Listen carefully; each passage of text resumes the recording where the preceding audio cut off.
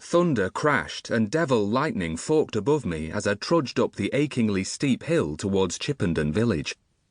Grey clouds cloaked the tops of the fells, and I knew that rain would soon follow the warning sounds of the thunderstorm.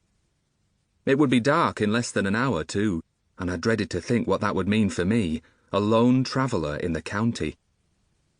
I shivered and picked up my pace. When I finally reached the village's cobbled streets, I swiftly entered the first shop I saw. 2 large pigs' heads were positioned at each end of a long, blood-stained wooden counter like bookends. But this was certainly no library. Rather than leather-bound tomes, between the heads was a long row of pork chops. A big man stood behind the counter, eyeing me suspiciously. It seemed they didn't welcome strangers here. But never mind that, I told myself. I was on a mission. "Excuse me, sir," I asked the butcher. "Can you tell me where to find the local spook, Mr. Ward?" The man stared at me for a long time while wiping his hands on his apron. "And what would someone of your calling be wanting with a spook, boy?"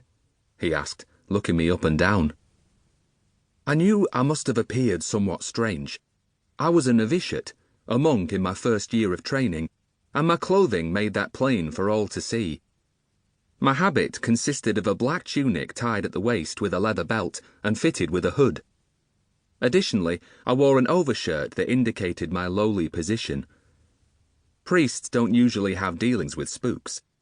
We don't hold with their methods, the way in which they confront the dark without the use of prayer and meditation, and think it an unholy business. For that reason, most won't even allow a dead spook to be buried on holy ground. So I could understand why my question might seem peculiar. "I'm here on behalf of someone who needs his help very badly," I replied. "Help against the dark?"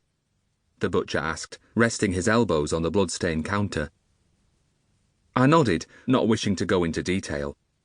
For 2 days, I'd been hurrying to Chippenden as fast as I could, and I couldn't waste time on questions like this.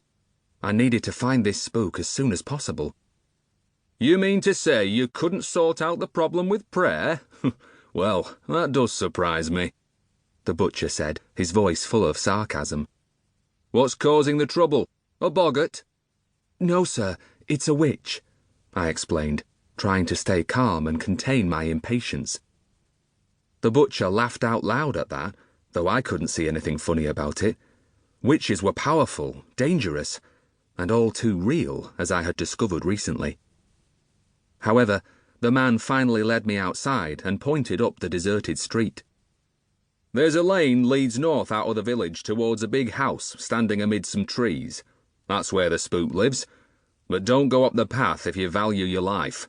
It's guarded by a savage boggart that will rip you to pieces as soon as you enter the garden.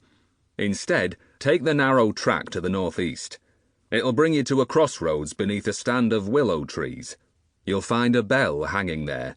Ring it and the spook will come out to you. That's assuming he's not away on business. If he is, you might have a very long wait indeed." I listened carefully, but wasn't sure that the butcher had his facts right. I knew that boggarts were dangerous. Spooks hunted them down and killed them. So why would one guard a spook's house and garden? It seemed very unlikely. "Thank you for your help," I said dubiously, and set off up the street, glad to be away at last. Then, after a few seconds, I heard a shout and turned back. "Hey!" the butcher yelled, and I saw him grinning. "Do witches scare you, boy?" I nodded. It was the truth. "Well, be prepared to be scared some more. There's something you should know about our local spook. He lives with a witch." Now I was sure he had to be joking, so I smiled politely, turned my back, and hurried on my way. Everyone knew that spooks were the enemies of witches. They certainly wouldn't share a house with one. I struggled on as fast as I could. I was tired out, having walked all the way from Salford, which was a long way off in the south of the county, and my legs felt like lead. In view of what had happened, I thought I was probably already too late to bring help, but I'd promised myself that I would at least try, and I always keep my promises. I didn't like the look of the crossroads when I reached it. As the butcher had told me, It was cloaked by big willow trees with drooping branches that hung almost to the ground.